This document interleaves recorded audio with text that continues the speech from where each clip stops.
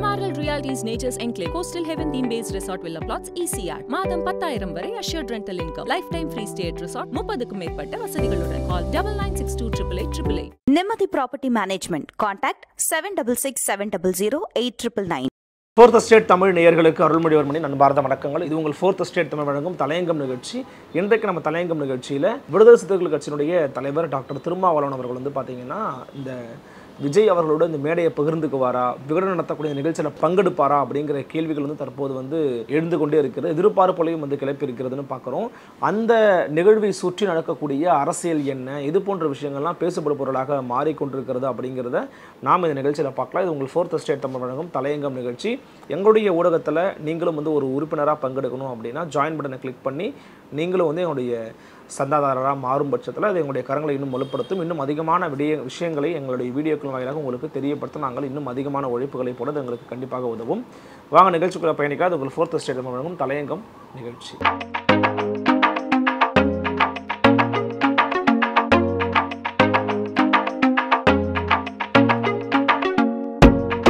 So விசிகாவினுடைய doctor Thirumavalavan வந்து பார்த்திங்கன்னா விகடன் நடத்தக்கூடிய அந்த அம்பேத்கர் தொடர்பான புத்தக வெளியீட்டு விழாவில் கலந்து கொள்வாரா மாட்டாரா அப்படிங்கிற ஒரு பேசுகிற பொருள் மீண்டும் மீண்டும் வந்து எழுந்து கொண்டே இருக்கிறது. அதற்கு காரணம் என்ன அப்படின்னு பார்த்தீங்கன்னா, விஜய் கலந்துக்கக்கூடிய அந்த நிகழ்ச்சியில் டாக்டர் திருமா கலந்துக்கிட்டார் அப்படின்னா அது வந்து கூட்டணிக்குள்ளே ஒரு சலசலப்பை வந்து உருவாக்கும் அப்படிங்கிற மாதிரியான ஒரு பேசுகிற பொருள் வெளியிலிருந்து எழுந்து கொண்டே இருக்கிறது.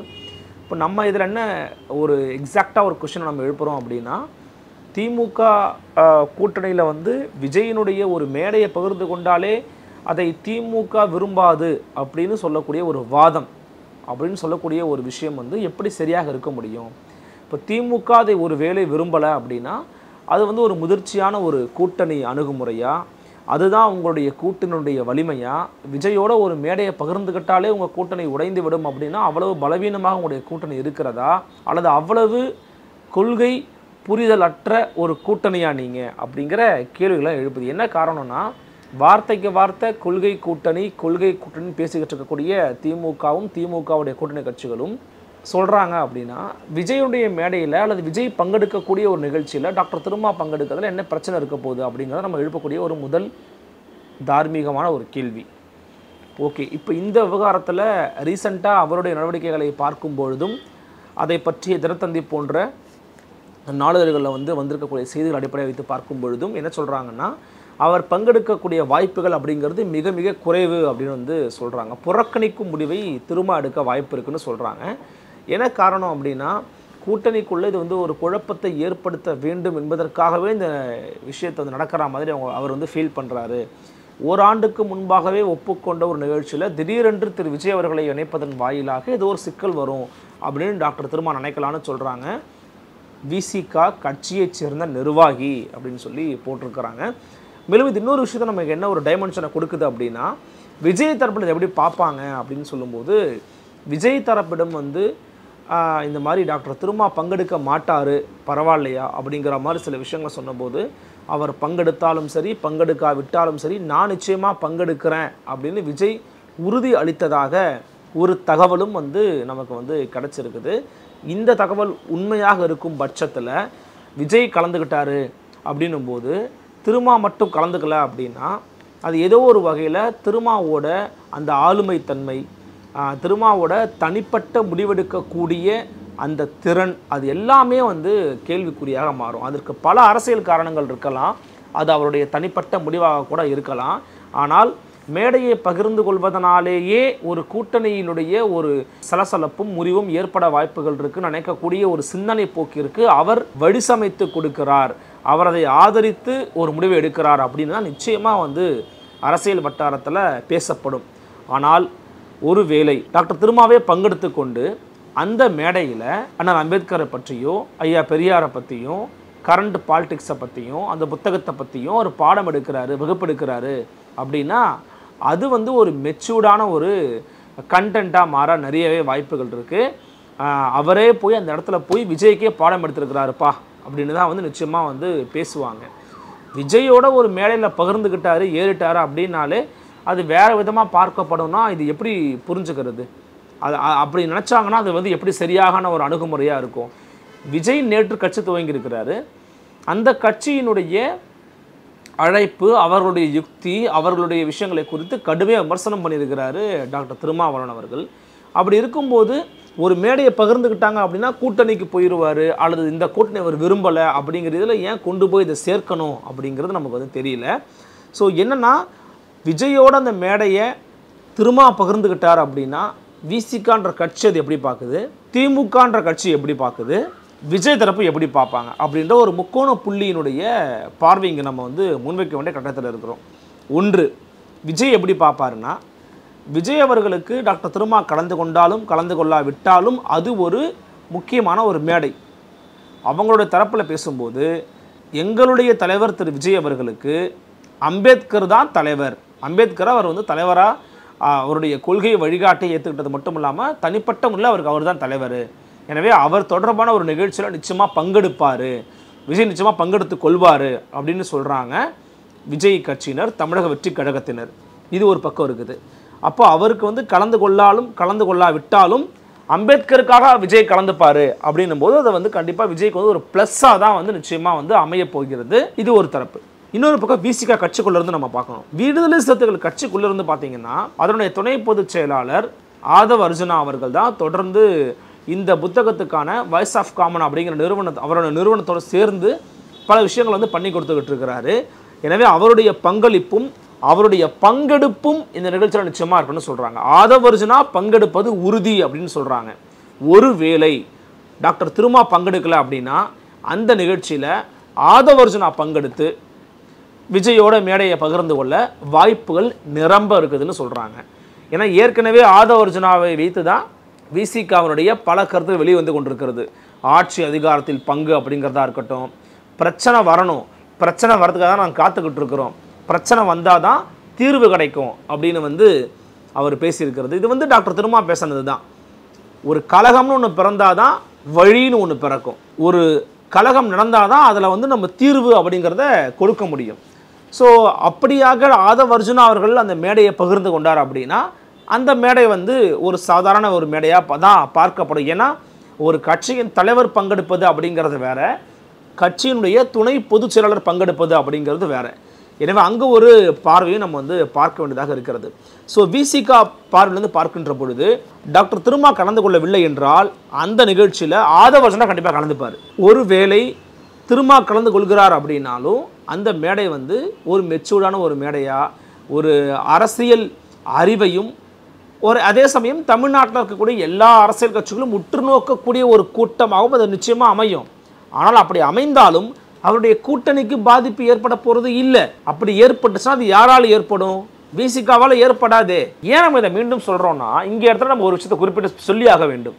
மரியாதைக்குரிய அமைச்சர் ராஜ்நாத் சிங் அவர்களை தமிழ்நாட்டிற்கு வரவழைத்து தமிழ்நாட்டினுடைய அடையாளமாக திகழக்கூடிய ஐயா கலைஞர் கருணாநிதியினுடைய 100ஆண்டு நினைவு நாணய வெளியீட்டு விழாவில் நீங்கள் கலந்துக்கிட்டார், அவர் தான் வெளியிட்டார். அதுக்கு பிஜேபி மினிஸ்டரை கூப்பிட்டீங்க, யாராவது கண்டிச்சாங்களா, அதாவது யாரும் எதிர்ப்பு தெரிவித்தாங்களா? யாரும் எதிர்ப்பு தெரிவிக்கலை. மிக முக்கியமாக RN ரவி அவர்களையும் RSSஐயும் அண்ணாமலையையும் பாஜகவையும் கடுமையாக தாக்கி தொடர்ந்து களமாடிக்கொண்டிருந்த முன்னாள் அமைச்சர் மனோ தங்கராஜை அமைச்சரவையிலிருந்து வித்தவுட் ரீசன் நீக்குறாங்க. அதுக்கான காரணத்தை சொல்லலை. அமைச்சர் பொன்முடி அவர்களை உயர்கல்வியிலிருந்து வனத்துறைக்கு மாற்றினாங்க. உயர்கல்வி இன்னொருத்தர் கொடுத்தது தவறு சொல்லலை, வனத்துறைக்கு மாற்றுறாங்க. அவர் RN ரவியை கடுமையாக விமர்சனம் பண்ணியிருக்கிறாரு. ஆளுநருடைய தேநீர் விருந்தில் மற்ற கூட்டணி கட்சிகளெல்லாம் நிராகரித்த போது, இக்னோர் பண்ண போது திமுக மட்டும் கலந்துக்கிட்டாங்க. RN ரவியினுடைய ஆளுநருடைய தேநீர் விருந்தில் அதையும் கலந்துக்கிட்டாங்கன்னா அப்போ கூட்டணியில் இருக்கிறவங்க பெருசாக எதுவும் விமர்சனம் பண்ணி கேட்கல. அப்போது அதே போல் அதானி அவர்களை சித்ரஞ்சன் சாலையில் யார் சந்தித்தாங்க? முதலமைச்சர் சந்தித்தார் அப்படின்னு டாக்டர் ராமதாஸ் எழுதுகிறாங்க. அப்போது யார் சந்தித்தாங்க அப்படிங்கிற ஒரு விஷயத்தையும் வெளியில் வந்து அஃபீஷியலாக சொல்லவும் இல்லை.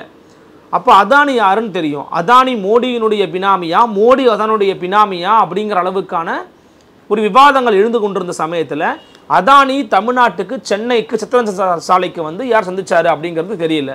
உதயநிதி துணை முதலமைச்சர் அவர்கள் வந்து பார்த்தீங்கன்னா கேலோ இந்தியாவுக்கு வந்து மோடியை அழைச்சார். அதற்கான விஷயங்கள் விளக்கங்கள் வெளிப்படையாக கொடுக்கப்படலை.